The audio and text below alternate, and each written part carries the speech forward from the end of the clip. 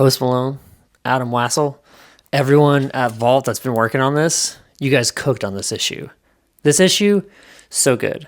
This is issue 4 of Big Rig, and honestly, it's probably the best issue yet. There's tons of things that are minor details that you may or may not have noticed that get explained and get blown up in a way that you're like, oh wow, there's a lot more going on than what we thought. There's plenty of blood, there's demons, and honestly, like, I now see, I think, the full vision of what Post Malone and Adam and the entire team want this book to be. Like, wow. If this doesn't get you excited about what's coming next with Big Rig, then you need to read it again, because there's lots of things that they hint at, that they've been hinting at, that's now a pretty big deal. And one or two of the questions that I asked Adam at New York Comic Con that he couldn't answer then get answered in this issue. So let's dive in and take a look at this book. This is issue 4 of Post Malone's Big Rig, and the cover is pretty telling.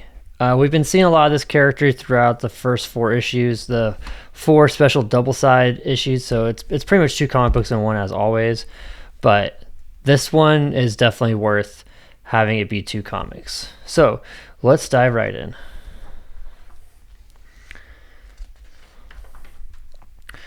So this is an interesting part of the book. We saw in the last issue the 6 Petal Knights. That's what our trucker was a part of. And now there's another sect of knights called the Knights Templar. And we don't know if it's these guys or if it's someone else, but they're the ones that prayed for the Big Rig or for a weapon that comes to Earth.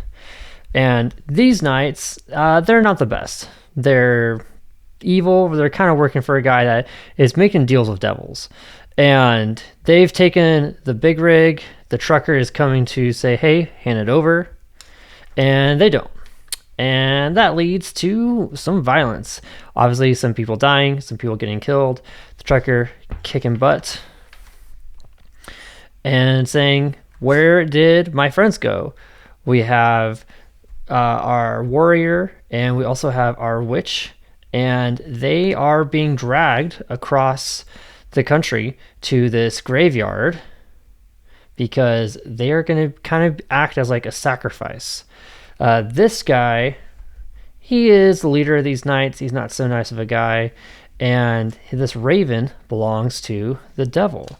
And so he's making a deal with the devil, which here she comes, driving the blood rig. She's got her own truck, and she arrives on Earth from hell and is making a deal to hand over our warrior and our witch in exchange so that all the demons leave the country.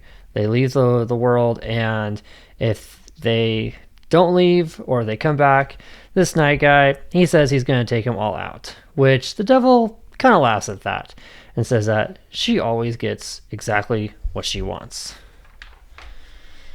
And at that moment, the trucker shows up and is not going to let any of these things go down. He's here to rescue his friends, and that's actually what our devil wanted. She wanted the trucker to be here because she wants his soul so bad. Of course, all hellfire breaks loose because she's raising the dead. The knights don't like either one of them, and they're going to kill everybody.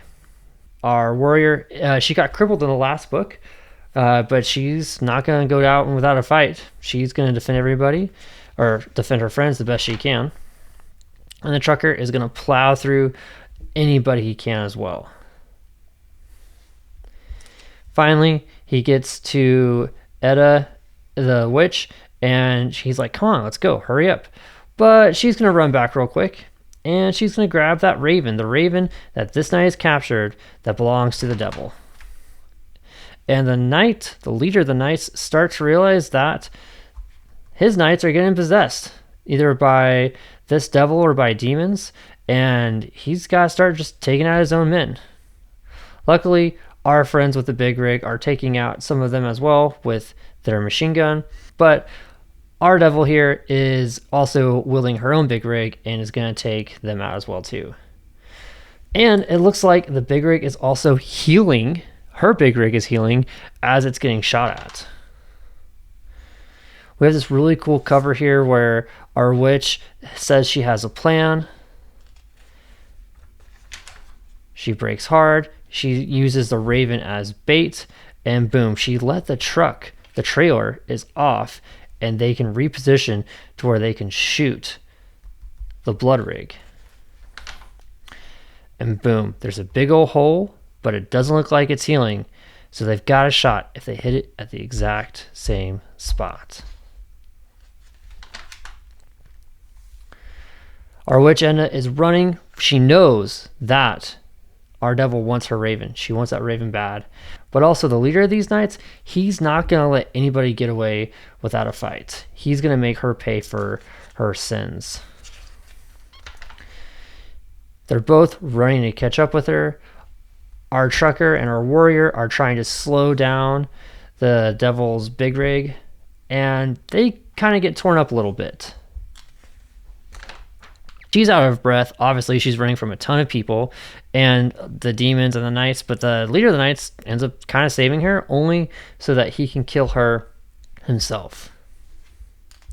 And this is where he confesses. He's saying he's made a deal with the devil so that the rest of his sheep wouldn't have to suffer. He walked into the devil's den to make a deal so that the sheep, his flock, his group of people, wouldn't have to suffer or live through that evil. And luckily, our good friend, our little wolf, who is kind of like our witch's pet, saves her, and she lays down some words of wisdom. You know, what sort of shepherd walks into a wolf's den is pretty wise words, I'd say. Looks like we're at our last leg here with the trucker. They're almost out of fuel, and they've got to just go full all out in order to stop the blood rig. They ram each other straight head on. This is also a great page. And the blood truck wins. The blood rig wins. She's celebrating, but it's not over yet. Our little witch has a plan up her sleeve. She lets go of the raven and returns it to the devil. But it's kind of weird. And even the devil's like, what's going on? But it looks like she's bound the raven to herself, to where she now controls this raven. And she tells the raven to kill on command, and it kills the other raven. This is a good enough distraction to let the rest of the Big Rig team line up the canyon, and boom, they let it loose and they destroy the blood rig. And it looks like they've won. Everyone's a little hurt. They've got some bangs and bruises, but for the most part, it looks like they've won. And this is where we get some pretty telling confessions.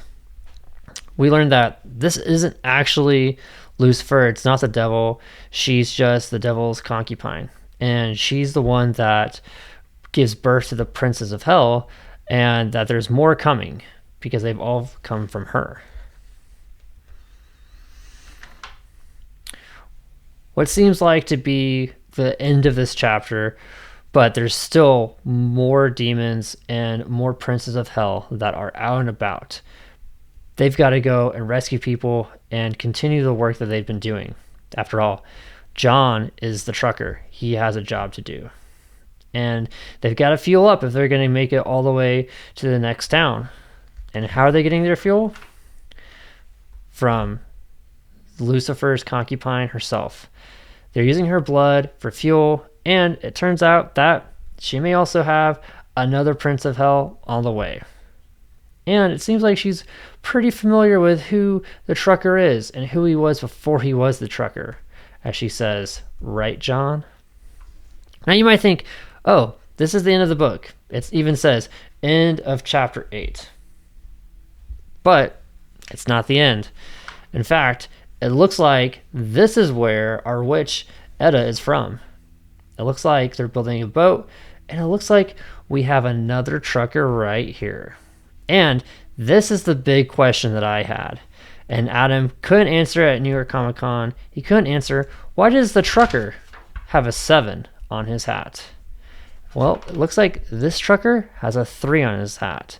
Looks like so far there's at least 7 truckers out there.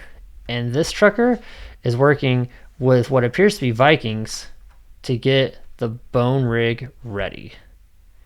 They've loaded up on the boat and given the command to row.